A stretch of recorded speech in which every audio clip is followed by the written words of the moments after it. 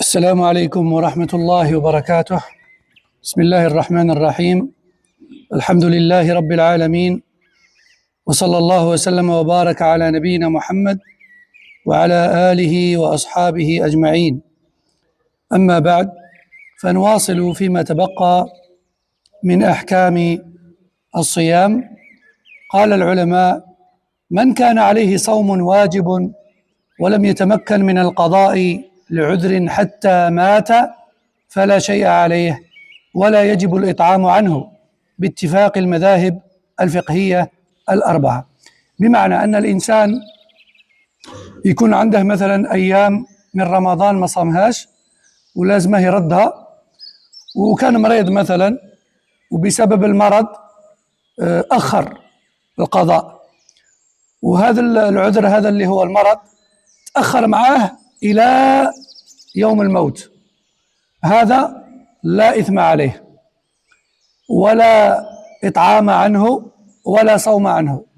ماشي لازم نصوموا عليه وماشي لازم نوكلوا عليه. علاه؟ لأن العذر تاعه تبعه حتى الموت، حتى يوم الموت، فهذا معذور ولا شيء عليه ولا على أهله باتفاق المذاهب الفقهية الأربعة.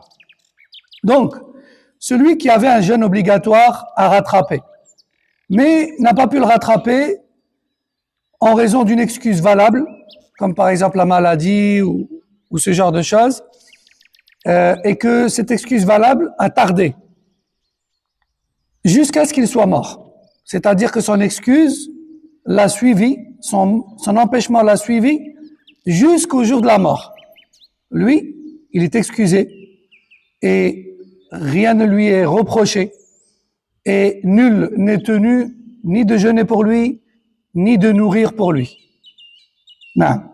Pourquoi? Parce que son excuse et sa raison valable l'a suivi jusqu'au dernier jour. Et ceci fait l'objet d'un accord entre les quatre écoles juridiques. قال أهل العلم: ومن مات وعليه صوم واجب وقد تمكن من القضاء ولم يقضي حتى مات فلوليه أن يصوم عنه، فإن لم يفعل أطعم عنه لكل يوم مسكينا. وهذا قول الشافعي في القديم، واختاره النووي، وفي عصرنا هذا الشيخ بن باز والشيخ بن عثيمين رحم الله الجميع. إذن بخلاف الإنسان اللي عنده أيامات يقضيهم وبرأ وكان قادر يصوم ومع ذلك أخر الصوم إلى أن جاءه الموت ومات، هذا الإنسان يعني في الحقيقة ماشي كما الأول.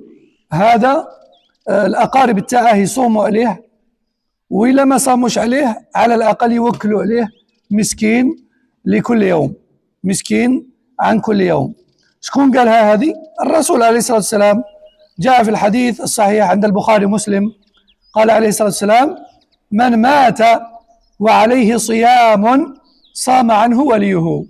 من مات وعليه صيام صام عنه وليه، يعني اللي مات وكان لازمه يصوم نهار وما صامهش بلا عذر، هذا يصوم عليه موليه كما نقولوا.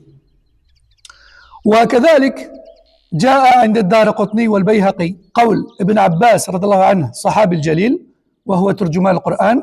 وش قال؟ قال ابن عباس: من مات وعليه صيام أطعم عنه مكان كل يوم مسكينا. هذا ابن عباس راه يقول اللي مات وكان لازمه يصوم، إما لا وكلوا عليه مسكين على كل نهار.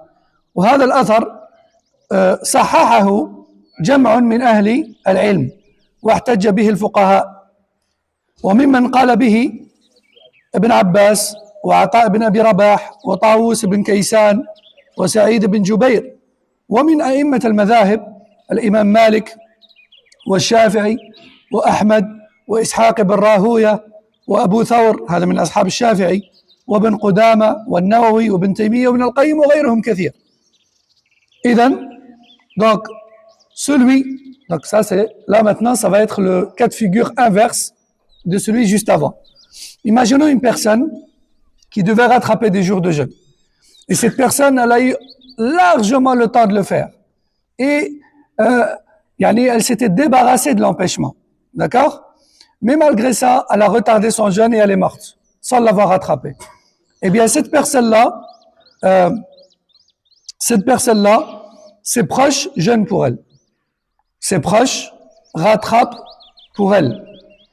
Et si personne ne le fait, alors dans ce cas, au minimum, ses proches nourrissent un pauvre pour chaque jour qui lui manquait. Pour chaque jour qui lui manquait. Donc si par exemple c'est notre père ou notre mère ou notre frère ou notre oncle ou autre qui avait par exemple, imaginons 5 jours à jeûner parce qu'il était gravement malade, il a guéri, il avait tout le temps de jeûner, il était guéri depuis des mois, des années et il est mort, il n'a pas rattrapé. Alors, l'un d'entre nous jeûne pour lui ces 5 jours-là, ou on peut également se les partager. Hein? Par exemple, on est 5 personnes, chacun jeûne un jour pour lui. Ça, c'est permis. Et si personne ne le fait, eh bien, dans ce cas-là, il y a une autre alternative, c'est de nourrir 5 pauvres pour les 5 jours. Non. Et qui est-ce qui a dit cela? Eh bien, tout d'abord, pour le rattrapage, on a la parole du prophète sallallahu alayhi wa sallam, rapportée chez le Bukhari Muslim, qui dit « Celui qui meurt alors qu'il avait un jeûne à accomplir, son proche jeûne à sa place. » Son proche jeûne à sa place. Ça, c'est la parole de qui? Du prophète, alayhi salatu salam.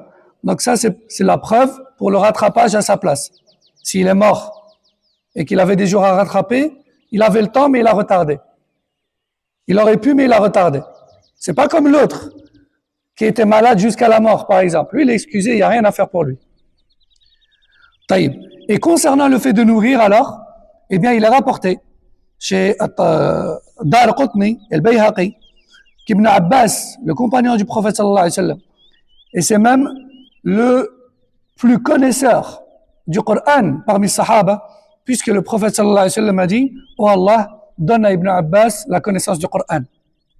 C'est pour ça qu'il est surnommé Turjuman al-Qur'an. Ibn Abbas, il est surnommé le savant de l'exégèse et des sens du Coran.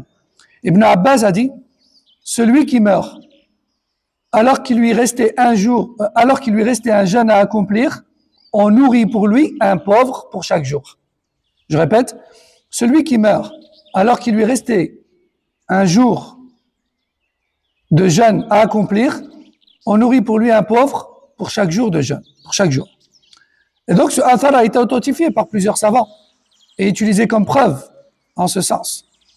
Et parmi les sahaba et les tabi'in qui étaient ou qui avaient pris en compte justement cette parole d'Ibn Abbas, on a Ata ibn Abi Rabah, on a Taous qui fait partie des tabi'in, on a Saïd ibn Jubayr également, et parmi les imams juristes, on a l'imam Malik, on a l'imam Shafi'i, on a l'imam Ahmed, on a Ishaq ibn Rahouya, on a Abu Thawr qui fait partie des élèves de Shafi'i, on a Ibn Qudama, Al-Maqdisi, on a Nawawi, on a Ibn Taymiyyah, on a Ibn Al-Qayyim et beaucoup d'autres.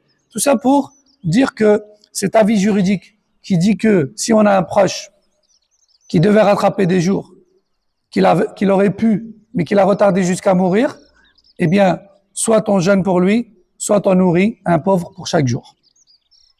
Ça, c'est l'épreuve, et tous ces sahaba, ces tabi'in et ces imams ont prononcé cet avis. Donc, il ne vient pas de nulle part. قال أهل العلم لا يصام عن أحد في حياته. هذا مهم. لا يصام عن أحد في حياته. الحي ما نصوموش عليه. نصوم على الميت نعم. في بعض الحالات. بس الحي ما نصوموش عليه. الحي إما يصوم وإما يوكل هو بنفسه. وقد نقل الإجماع على ذلك ابن حزم وابن عبد البر المالكي وابن العربي والقاضي عياض والنووي. Donc aussi, point important. Il n'est pas permis de jeûner à la place d'une personne qui est encore vivante. On ne jeûne pas à la place de quelqu'un qui est vivant. On jeûne pour certaines personnes décédées, dans certains cas, comme le cas qu'on a cité juste avant. Dans certains cas, on jeûne pour les personnes décédées, mais pas pour une personne vivante. La personne vivante, soit elle jeûne elle-même, en temps et en heure, soit plus tard si elle peut rattraper, Et si elle ne peut jamais, parce qu'elle ne guérit pas, à ce moment-là, elle nourrit un pauvre pour chaque jour. Mais jamais, au grand jamais, on jeûne pour une personne vivante. Personne n'a dit ça. D'ailleurs, il y a consensus là-dessus.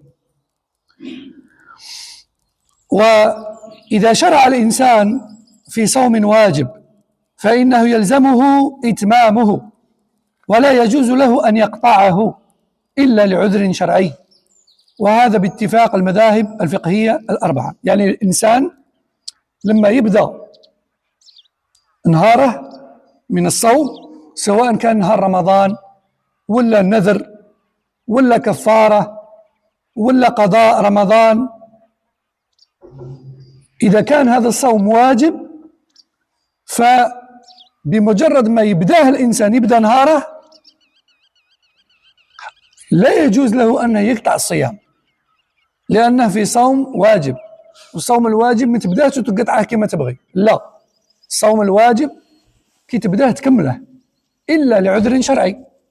إنسان مثلا مرض ولا حاجة كما هذا عذر، وهذا باتفاق المذاهب الأربعة.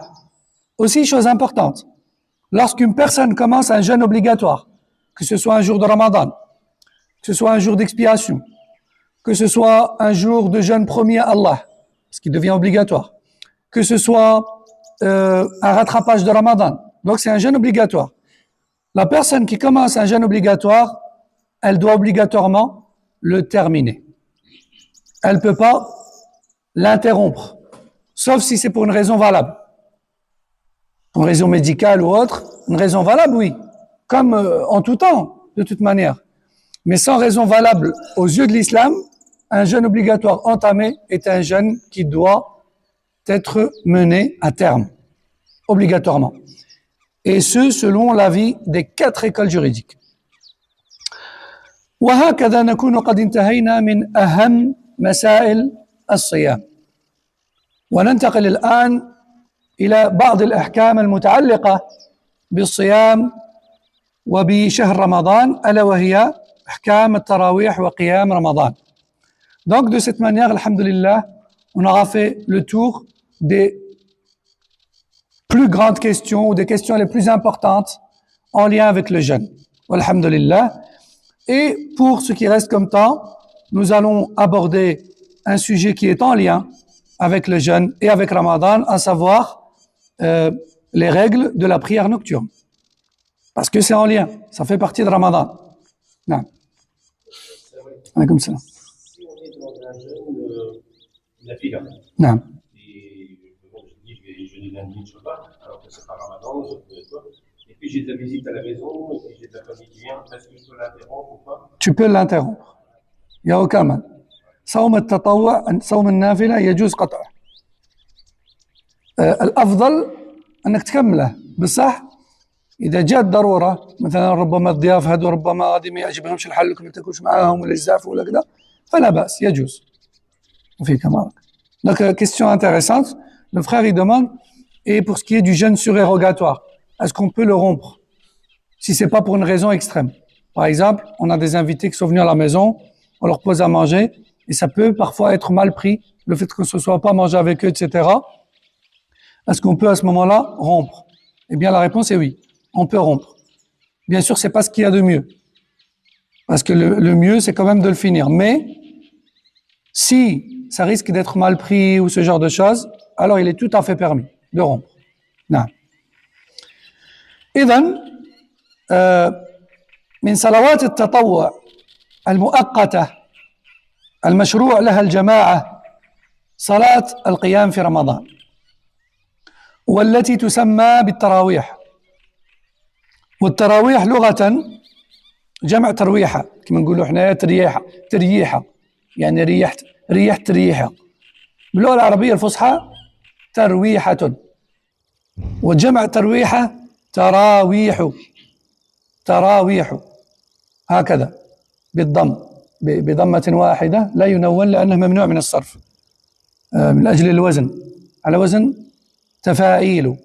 فتراويح جمع ترويحة بمعنى نعم وهي المرة الواحدة من الراحة، وسميت بذلك لأن الناس كانوا يعني في زمن الصحابة يطيلون القيام فيها والركوع والسجود، كانوا يطولوا، الصحابة كانوا يطولوا في القيام تاع رمضان، كانوا يطولوا في القراءة ويطولوا في الركوع ويطولوا في السجود. فإذا صلوا 4 استراحوا، كانوا غير صلوا 4 يديروا راحة، يديروا استراحة، يريحوا شوية ثم استأنفوا الصلاة 4 ومن بعد يعاودوا يصلوا 4، يعني زوج بالزوج طبعا، يصلوا زوج يسلموا زوج يسلموا ومن بعد يريحوا شوية ومن بعد يعاودوا زوج يسلموا زوج يسلموا ومن بعد الشفع والوتر، ثم استراحوا ثم صلوا 3. هذا هو معنى التراويح لغة، وأما اصطلاحا فهي قيام شهر رمضان. التراويح هو صلاة الليل، قيام شهر رمضان. Donc, on va parler de Salat al-Tarawih, qui est en fait la prière nocturne de Ramadan, la prière nocturne pendant Ramadan. Donc, parmi les prières surérogatoires, à temps déterminé. Pourquoi à temps déterminé? Parce qu'on ne fait pas de Tarawih n'importe quand. On fait Tarawih pendant Ramadan, la nuit, pendant les nuits de Ramadan, pas n'importe quand. Parce que durant les autres mois, c'est pas de Tarawih. Durant les autres mois, ça se fait individuellement, c'est permis en groupe à l'occasion, mais ça s'appelle Qiyam al-Layl, prière de nuit. Ça s'appelle pas Tarawih. Pendant Ramadan, ça s'appelle Tarawih. D'accord? Donc je reprends. Parmi les prières surérogatoires, à temps déterminé, pour lesquelles la prière en groupe est légiférée, on a la prière nocturne du mois de Ramadan, qu'on appelle Tarawih. Alors pourquoi on l'appelle Tarawih? En fait, Tarawih, c'est le pluriel de Tarwiha. Et Tarwiha, ça veut dire une pause, tout simplement. Et donc Tarawih, ça veut dire des pauses, plusieurs pauses. Il y en a 2 en tout. À quel moment elles ont lieu? Elles ont lieu, ou plutôt il n'y en a qu'une, Afwan. Non, il y en a 2, oui, il y en a 2. À quel moment elles ont lieu? Alaykoum salam wa barakatuh. Elles ont lieu après les 4 premières rak'at et ensuite après la 8e rak'at. Donc après la 4e et après la 8e rak'at. Donc il faisait 2, il saluait, après il faisait encore 2, il saluait, il faisait une pause. Puis il reprenait 2, il saluait, 2, il saluait, il faisait une petite pause, et après ils ont prié 3 et ils clôturaient leur prière nocturne. Donc on voit bien que il y a des interruptions par des pauses. Pause en arabe c'est tarwiha, pluriel tarawih. Voilà, c'est de là que ça vient. Et c'est là qu'on voit que cette sunna, elle est quand même délaissée par beaucoup de gens. Et dans beaucoup de mosquées, elle est délaissée cette sunna. Il est bien de faire une petite pause, même si c'est 1 minute ou 2 minutes. Mais il y a beaucoup de mosquées qui enchaînent et qui font pas cette petite pause, qui est une sunna. Non. Et donc, linguistiquement parlant, c'est pour ça que c'est ça le sens de Tarawih. Maintenant, religieusement parlant, Tarawih, c'est tout simplement la prière nocturne pendant Ramadan. Tout simplement. نأتي الآن إلى فضل صلاة التراويح. فضل صلاة التراويح. أولا صلاة التراويح سبب لغفران الذنوب، كما قال صلى الله عليه وسلم: من قام رمضان إيمانا واحتسابا غفر له ما تقدم من ذنبه، رواه البخاري ومسلم. وأيضا من صلى التراويح من البداية إلى النهاية كتب له قيام الليلة كاملة، كتب له قيام الليلة كاملة، كما قال صلى الله عليه وسلم: إن الرجل إذا صلى مع الإمام حتى ينصرف حسب له قيام ليلة. أخرجه أبو داود والترمذي والنسائي وصححه الترمذي وابن خزيمة والطحاوي وابن حبان. إذن صلاة التراويح تمسح الذنوب وتكتب لنا بها قيام ليلة كاملة. Donc, parmi les mérites de la prière de Tarawih, on a déjà le fait que ce soit une cause d'effacement des péchés passés. Les petits péchés, bien sûr. Parce que les grands péchés nécessitent repentir. Mais en tout cas, tous les petits péchés. Car le prophète sallallahu alayhi wa sallam a dit, celui qui prie, celui qui a accompli la prière nocturne de Ramadan avec foi et espoir d'être récompensé, se verra pardonner ses péchés passés. Se verra pardonner ses péchés passés.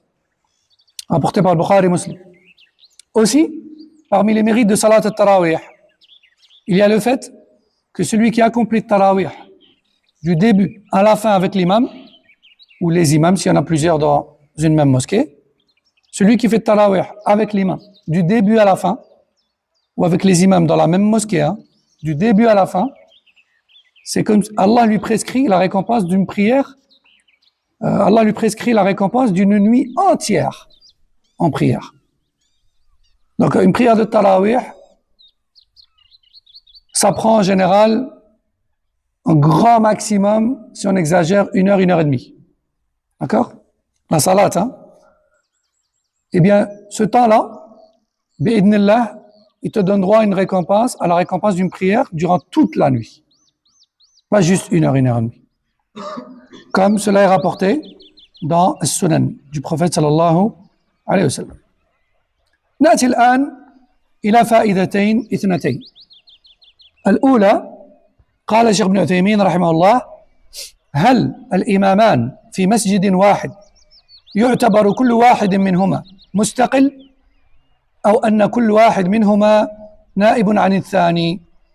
والذي يظهر الاحتمال الثاني، أن كل واحد منهما نائب عن الثاني مكمل له. وعلى هذا فإن كان المسجد يصلي فيه إمامان اثنان، فإن هذين الإمامين يعتبران بمنزلة إمام واحد، فيبقى الإنسان حتى ينصرف الإمام الثاني، لأننا نعلم أن الثانية مكملة لصلاة الأول. انتهى. بمعنى أن المسجد أحيانا يكون فيه أكثر من قارئ، فهل يعني جماعة أهل الجامعة هذا عندهم أجر الليلة الكاملة؟ لأن الرسول صلى الله عليه وسلم قال: من صلى مع إمامه حتى ينصرف، يعني حتى الآخر. وهذا المسجد فيه 2 3 على القراء.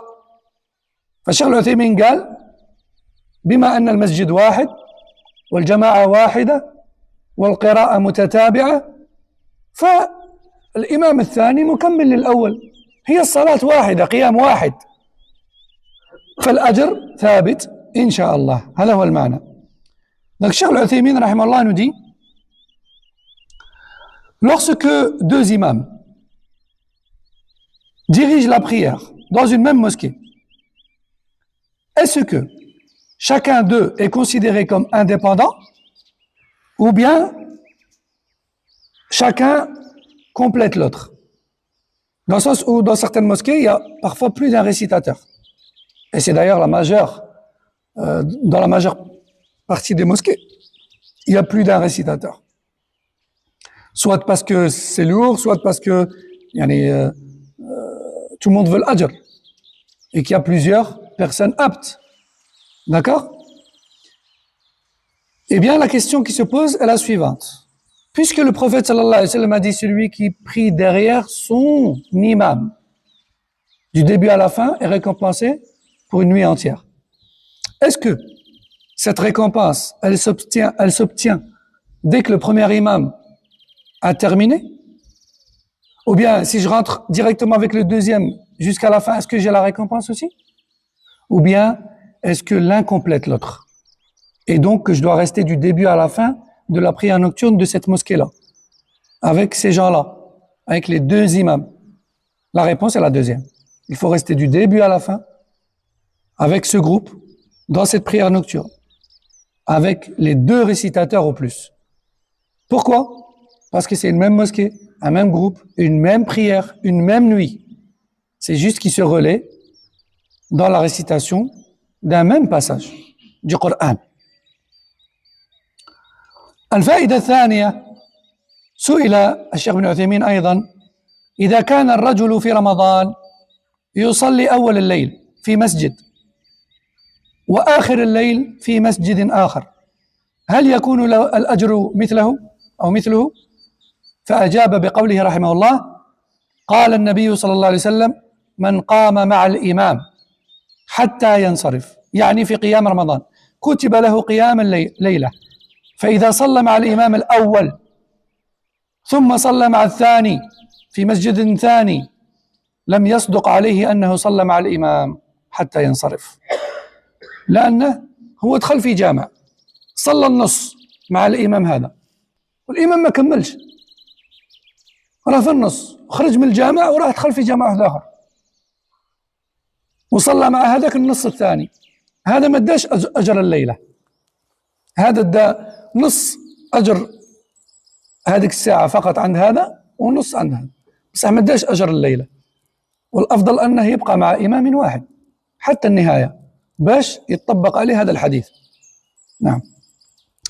Donc, deuxième question intéressante, on entend parfois des personnes qui, dans une même nuit, ils prient derrière plusieurs imams dans plusieurs mosquées qui sont proches les unes des autres. Hein? Il rentre dans cette mosquée, il fait 2 rak'at ou bien 4 rak'at, après il sort, il rentre dans une mosquée un peu plus loin au bout de la rue, il fait 2 rak'at ou bien 4 rak'at, et il pense bien faire. Mais la question qui se pose, comme nous dit Cheikh Al-Uthaymin, est la suivante. Est-ce que cette personne-là, elle aura droit à la récompense d'une nuit entière? Rasul sallallahu alayhi wa sallam a dit: celui qui prie avec son imam, du début à la fin, jusqu'à ce que l'imam quitte sa place de prière. Du début à la fin, jusqu'à ce que l'imam quitte, il aura la récompense de la nuit entière. Or lui, il a fait la prière entière ni avec le premier imam, ni avec le deuxième imam. Donc, il n'a pas la récompense stipulée dans le hadith. Il a la moitié de cette heure ou 1h30 de qiyam dans cette mosquée et la moitié de l'autre. Mais ce n'est pas une nuit entière. Donc, quelque part, c'est une erreur. C'est une erreur. Parce que le but, c'est d'avoir le plus de ajr possible. Hein? Et non pas de faire le plus d'actes de présence possible dans les mosquées. Le but, c'est l'ajr. Si le ajr, il allait avec les actes de présence, oui. Mais là, le ajr, il est avec le fait de rester avec un même imam jusqu'à la fin. طيب صلاة التراويح سنة مؤكدة. مؤكدة بمعنى أن الرسول صلى الله عليه وسلم كان يواظب عليها، كان يقوم الليل في رمضان، ما كانش يترك قيام الليل في رمضان، والصحابة كذلك. هذا معنى السنة المؤكدة، أنه ما كانش يتركها، ما قالش بأنها واجبة، بالعكس قال بأنها غير واجبة، بصح ما كانش يتركها. قال صلى الله عليه وسلم: من قام رمضان إيمانا واحتسابا غفر له ما تقدم من ذنبه. وعن عائشة رضي الله عنها أن رسول الله صلى الله عليه وسلم صلى في المسجد ذات ليلة في رمضان، يعني جاء المسجد وصلى، فصلى بصلاته ناس، اجتمعوا الناس موراه وصلوا معه، هو ما قال لهمش ارواحوا، بصح مادام شافوه يصلي الليل في رمضان في المسجد دخلوا المسجد ووقفوا موراه وصلوا معه. ثم صلى من القابلة، يعني الغدوة كذلك، فكثر الناس، بدأوا الناس يجوا بزاف، ثم اجتمعوا من الليلة الثالثة، في الليلة الثالثة جاوا قبله وجدوا رواحهم باه يصلوا معه، بصح ما خرج لهمش عليه الصلاة والسلام، فلم يخرج إليهم رسول الله صلى الله عليه وسلم، فلما أصبح قال: قد رأيت الذي صنعتم. في الصباح قال لهم: شفتكم باللي جيتوا، على بالي باللي جيتوا، فلم يمنعني من الخروج إليكم إلا أني خشيت أن تفرض عليكم. أنا كنت باغي نخرج لكم نصلي معاكم، بصح خفت رب العالمين يفرضها عليكم، عليها ما خرجتش، خفت رب العالمين يفرضها عليكم وعلى بالي ما تقدروا لهاش كفرض يعني. إذن هذا دليل على أن التراويح سنة مؤكدة وليست فرضا. وهذا الحديث رواه البخاري ومسلم، ونقل الإجماع على سنيتها النووي الصنعاني وغيرهما. Donc la prière de Tarawih, c'est une sunna fortement recommandée. Alors quand on dit une sunna ici, dans ce domaine scientifique qui est celui de la jurisprudence islamique, quand on dit sunna, on vise par là la recommandation, l'acte surérogatoire. Parce que la sunna تطلق في العلوم الإسلامية ويراد بها في كل علم في كل فن من الفنون معنى مختلفة. Le mot sunna, il prend son sens en fonction du contexte où il est cité. فالسنة عند الأصوليين مثلا هي ما ثبت من الأحكام من طريق الحديث. Par exemple, chez les savants des fondements de la jurisprudence, le sunna, c'est toutes les règles de la pratique religieuse rapportées du prophète sallallahu alayhi wa sallam. السنة مثلا عند أهل الحديث هي كل ما جاء عن النبي صلى الله عليه وسلم من أقوال أو أفعال أو صفات خلقية وخلقية. Chez les savants du hadith, la sunna a une autre définition. Sa définition, c'est absolument tout ce qui est rapporté du prophète sallallahu alayhi wa sallam, parmi les paroles, les actes, les croyances et les descriptions physiques et comportementales. Chez les gens du hadith, c'est ça sunna, c'est tout ça. عند الفقهاء مثلا السنة هي ما يثاب فاعله ولا يحاسب تاركه. Chez les gens de la jurisprudence islamique, le fiqh, la sunna, c'est ce qui est recommandé. Dans le sens où celui qui le fait, il est récompensé, celui qui ne le fait pas, il n'a pas de péché. إذن السنة في كل فن من فنون العلم لها معنى مختلف. La sunna, elle a un sens différent en fonction du domaine scientifique dans lequel elle est stipulée. Et ici, on est dans le fiqh, on est dans la jurisprudence, puisqu'on parle des règles de la prière. Donc, quand on dit sunna mu'akkada, sunna confirmée, sunna confirmée, littéralement c'est ça, sunna mu'akkada, sunna confirmée. Mais qu'est-ce que ça veut dire concrètement? Ça veut dire quoi une sunna mu'akkada? Une sunna mu'akkada, c'est une pratique qui n'est pas obligatoire, mais qui pour autant, le prophète sallallahu alayhi wa sallam ne la délaissait pas. Et ses compagnons non plus, il la faisait tout le temps. Il a clairement fait comprendre que c'est pas obligatoire, mais il le faisait tout le temps. Sauf s'il avait un empêchement sérieux. Comme par exemple Tarawih. Il priait la nuit pendant Ramadan. Comme par exemple le witr, etc. parmi les sunan al-mu'akkada. Donc, les savants disent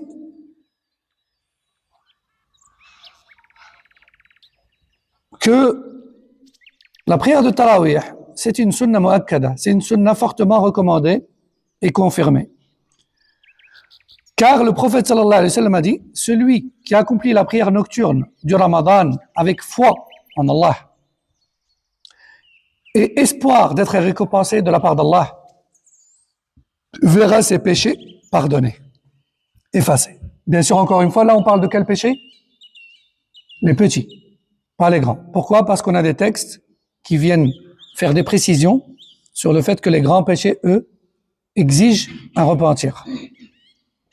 Les salawats, les jeûnes, etc., ils effacent des péchés, mais que les petits, pas les grands. Pas les grands. Et aussi, dans un hadith rapporté par Aïcha, l'épouse du prophète sallallahu alayhi wa sallam, il est dit que le messager d'Allah sallallahu alayhi wa sallam priait une nuit de Ramadan dans la mosquée. Et les gens l'ont vu prier. Alors ils se sont rassemblés derrière lui et ils ont prié avec lui. La nuit d'après, pareil, mais un peu plus de gens. La troisième nuit, il y a eu beaucoup de monde parce que l'information a tourné. Donc ils se sont rassemblés dans la mosquée. Rasul sallallahu alayhi wa sallam les a vus, mais il n'est pas sorti. Et au matin, il leur a dit, je vous ai vu hier. Je savais que vous étiez là. Mais je ne suis pas sorti par peur qu'Allah finisse par vous la prescrire comme obligation. Et je sais que vous n'y serez pas arrivés. une prière nocturne pendant un mois, obligatoire. Rasul sallallahu alayhi wa sallam était mushfiq ala ummatihi. Il faisait preuve de compassion envers sa communauté. Il craignait de l'alourdir. Alayhi salatu wassalam. Donc ce hadith qui est rapporté par Bukhari et Muslim prouve clairement, texto, que la prière nocturne de Ramadan n'est pas obligatoire. Mais Rasul sallallahu alayhi wa sallam et Sahaba, ils ont continué à prier la nuit pendant Ramadan. Certes, pas en groupe, derrière un imam à la mosquée, mais ils ont continué à prier la nuit. Rasul sallallahu alayhi wa sallam, il priait avec ses épouses à la maison, c'est rapporté, et Sahaba à la mosquée et ailleurs. Et c'est seulement après la mort du prophète sallallahu alayhi wa sallam, bien plus tard, à l'époque du califat de Omar, radallahu anhu, un jour alors qu'il les a vus dispersés dans la mosquée, pendant la nuit de Ramadan, 2 là-bas, 3 là-bas, 1 là-bas, il les a rassemblés. Et il a placé devant eux comme imam Ubay ibn Ka'b, et il lui a dit, dirige la prière. Et à ce moment-là, il priait d'ailleurs 20 rak'at. Et non pas 11 et non pas 13. Ils ont prié 20. 20 plus 3, ça fait 23. D'accord? Il n'y avait pas de nombre imposé. Ça, on va le voir, Inch'Allah. Donc, et c'est à ce moment-là, quand Omar ibn al-Khattab, quand il les a vus en train de prier ensemble, il a dit, Ni'matul bid'ati hadihi. Quelle bonne innovation que celle-là. Non pas que c'est une nouveauté que le Rasul sallallahu alayhi wa sallam n'a pas fait, non. Mais plutôt, c'est une remise, c'est une revivification d'une sunna du prophète sallallahu alayhi wa sallam. Maintenant qu'il est décédé alayhi sallam, il n'y a plus de risque à ce que Allah azza wa jal légifère son obligation. Puisque la législation islamique c'est clôturé par le décès du prophète sallallahu alayhi wa sallam. Du coup, après cela, il n'y avait plus de risque à ce qu'une chose devienne obligatoire ou pas. Donc, c'est pour ça qu'Omar les a rassemblés, et c'est là qu'il a dit cette parole célèbre. Quelle bonne innovation que celle-là. Il veut dire par là l'innovation linguistique et non pas religieuse. Dans le sens, quelle bonne chose qu'on a remis à l'ordre du jour. Non. Donc, pour revenir à notre point, Salat al-Tarawih est une sunna fortement recommandée. Et tel est l'avis de l'unanimité des savants. أيضا صلاة التراويح جماعة في المسجد أفضل من صلاة من يصليها منفردا. في المسجد أفضل. وقد جاء في الحديث أن رسول الله صلى الله عليه وسلم صلى في المسجد ذات ليلة فصلى بصلاته ناس إلى آخر الحديث الذي ذكرناه قبل قليل. هذا دليل على أن الصلاة في المسجد أفضل. لو كان الصلاة في المسجد مش أفضل لو كان الرسول صلى الله عليه وسلم بدأ من أول ليلة في بيته، بصح هو بدأ في المسجد. معنى ذلك أن الصلاة قيام رمضان في المسجد أفضل. فالنبي صلى الله عليه وسلم صلى صلاة التراويح بالجماعة في المسجد ولم يمنعه من الاستمرار بالجماعة إلا تخوفه أن تفرض على الأمة. هذه الحاجة الوحيدة اللي منعته من أنه يكمل بقية ليالي رمضان في المسجد. ومعنى ذلك أن فعلها جماعة في المسجد أفضل. ونقل الإجماع على ذلك ابن عبد البر وابن قدامة وغيرهما. Donc, salat al-tarawih en groupe à la mosquée, c'est mieux. C'est mieux qu'à la maison. Après, rien n'empêche qu'on fasse les deux. Et de cette manière, on a fait sunna complète. À la mosquée, plus à la maison, tu fais ce que tu peux. Hein? Donc, la prière à la mosquée, si on devait vraiment faire un choix, la prière à la mosquée, nocturne à la mosquée, elle est mieux que la prière à la maison seule. Et ce, tout d'abord en raison tout simplement en raison du hadith précédemment cité. Le prophète sallallahu alayhi wa sallam, il a d'abord commencé la prière nocturne pendant Ramadan dans la mosquée. Et c'est là que les gens l'ont vu et ils se sont mis derrière lui. Et une seule chose l'a empêché de continuer, c'est quoi? Qui peut me le rappeler? La peur que ça devienne une obligation. Donc, le Rasul alayhi salam, dès la première nuit, il a prié où? À la mosquée. Il aurait pu commencer chez lui à la maison. Mais il a commencé où? À la mosquée. La seule chose qui l'a empêché de continuer pendant le reste des nuits à la mosquée, c'est cette crainte-là. C'est tout. Et il l'a clairement dit. Donc ça prouve que la prière à la mosquée, en groupe, elle est préférable. Et cela fait l'objet de l'unanimité des savants, comme stipulé par Ibn Abd al-Barr al-Maliki, Ibn Qudam al-Maqdisi al-Hanbali et d'autres. وعن عبد الرحمن بن عبد القارئ قال خرجت مع عمر بن الخطاب رضي الله عنه ليلة في رمضان إلى المسجد. كانوا في رمضان وخرجوا راحوا للجامع. قال فإذا الناس أوزاع متفرقون يصلي الرجل لنفسه ويصلي الرجل فيصلي بصلاته الرهط. يعني في الجامع كانوا متفرقين، زوج يصلوا هنا مع بعض، ثلاثة لهم مع بعض، واحد وحده، كما نقولوا احنا مزربعين يعني متفرقين في المسجد. فقال عمر إني أرى لو جمعت هؤلاء على قارئ واحد، يعني راني باغي نجمعهم كاع خلف إمام واحد، لكان أمثل، يعني هذا أفضل. ثم عزم فجمعهم إلى أبي بن كعب، وبعد ذلك يعني عزم رضي الله عنه وجمعهم وخير أبي بن كعب اللي هو من أفضل القراء وحطه إمام في صلاة التراويح.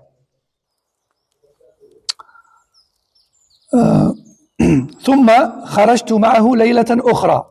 هذا عبد الرحمن ابن عبد القارئ هو اللي راه يحكي، راه يقول لي واحد الليلة خرجت مع عمر وشفنا الناس هاكا متفرقين في الجامع، عمر بن الخطاب جمعهم وحطوا قدامهم أبي. قال وفي واحد الليلة واحدة أخرى عاود خرجنا.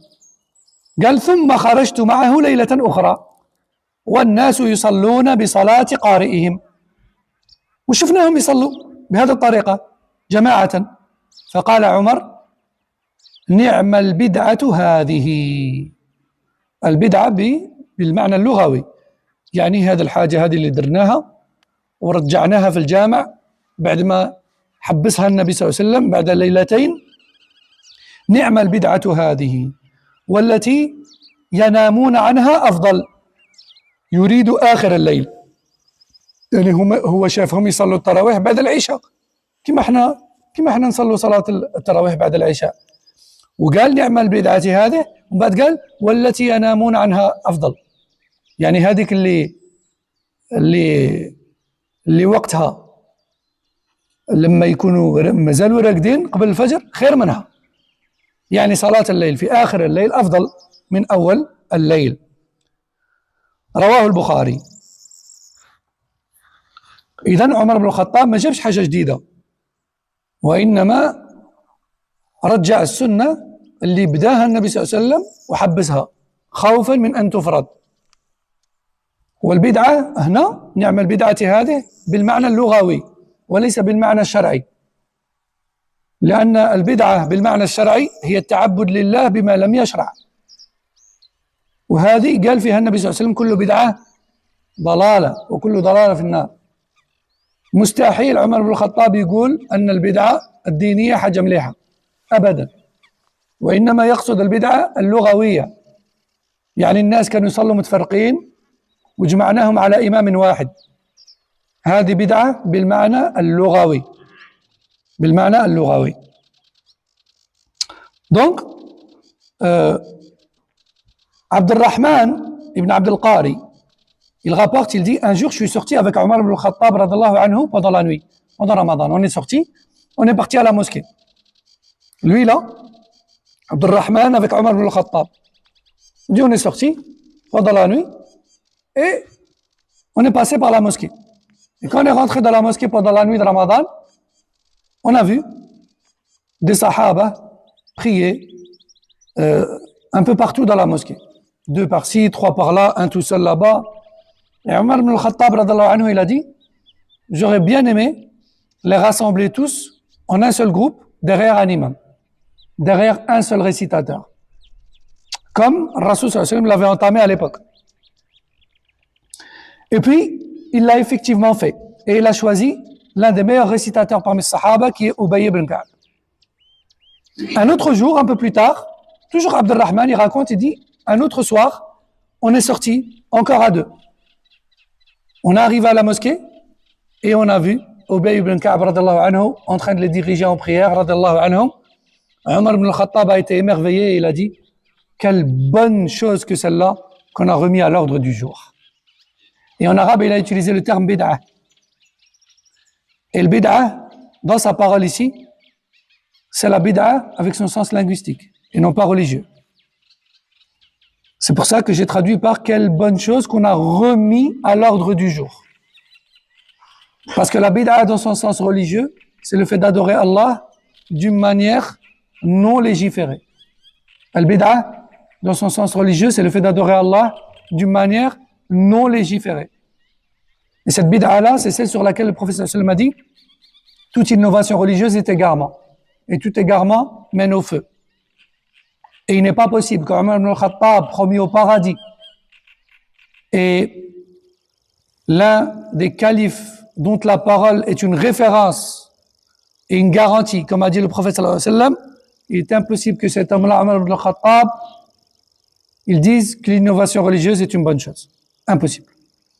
C'est pour ça que tous les savants ont dit, ce qu'il a voulu dire par là, c'est l'innovation au sens linguistique, et non pas religieux. En gros, elle n'existait plus.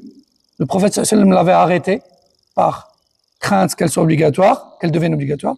Puis, voilà qu'on l'a remise à l'ordre du jour. Tout simplement, c'est ça que ça veut dire.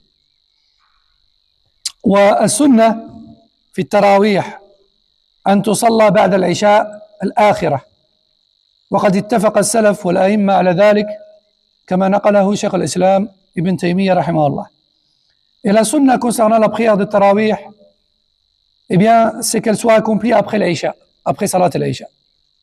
Après Salat al-Aïcha, les pieux prédécesseurs et les imams sont unanimes là-dessus, comme l'a rapporté d'ailleurs Cheikh al-Islam ibn Taymiyyah, rahimahullah. وليس لقراءة القرآن في صلاة التراويح مقدار محدد، ولكن تستحب قراءته كاملا، وحكي الإجماع على ذلك، وذلك حتى يسمع الناس جميع القرآن، فإن شهر رمضان فيه نزل القرآن، ولأن جبريل عليه السلام كان يدارس النبي صلى الله عليه وسلم القرآن كاملا في رمضان، وذلك باتفاق المذاهب الأربعة. Aussi, il faut savoir qu'il n'existe pas de quantité imposée ou déterminée de Coran à réciter pendant Tarawih, pendant le mois de Ramadan. Il n'y a pas de texte qui impose de lire au moins 30 hizb ou 40 ou 60 hizb ou le Coran complet pendant Tarawih. Il n'y a rien qui l'impose. Il n'y a rien qui l'impose. Cela n'est pas obligatoire selon les 4 écoles juridiques. Cependant, attention, il est tout de même recommandé. Il est tout de même recommandé de le lire entièrement, si possible. Pourquoi? Parce que Ramadan, c'est le mois du Coran. Il est descendu pendant Ramadan. Et aussi parce que pendant Ramadan, à chaque Ramadan, Jibril alayhi salam, l'ange de la révélation, il rendait visite au prophète sallallahu alayhi wa sallam et il lui faisait réviser tout le Coran pendant Ramadan.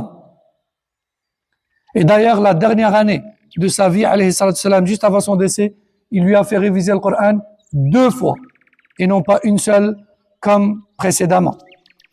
Donc, la révision entière et la lecture entière du Coran est une chose fortement recommandée pendant Ramadan, bien que pas obligatoire, bien sûr. ويستحب الجهر بالقراءة في صلاة التراويح وقد نقل الإجماع على ذلك الإمام النووي رحمه الله. Tout comme il est recommandé de réciter à haute voix dans la prière de Tarawih, selon l'unanimité des savants, comme cela a été rapporté par l'imam An-Nawawi رحمه الله. وأيضا ليس في قيام الليل حد من عدد الركعات لا يزاد عليه ولا ينقص. فعن أبي سلمة ابن عبد الرحمن أنه سأل عائشة رضي الله عنها كيف كانت صلاة رسول الله صلى الله عليه وسلم في رمضان؟ فقالت رضي الله عنها: ما كان يزيد في رمضان ولا في غيره على 11 ركعة. رواه البخاري ومسلم. وعن ابن عباس رضي الله عنهما قال: كان النبي صلى الله عليه وسلم يصلي 13 ركعة يعني بالليل. رواه البخاري ومسلم. وقال العلماء أن هذه الأحاديث من باب الإخبار لا من باب التشريع والتحديد. Aussi, il faut savoir qu'il n'existe pas dans la prière nocturne une limite à un minimum de rak'at ou un maximum à ne pas dépasser.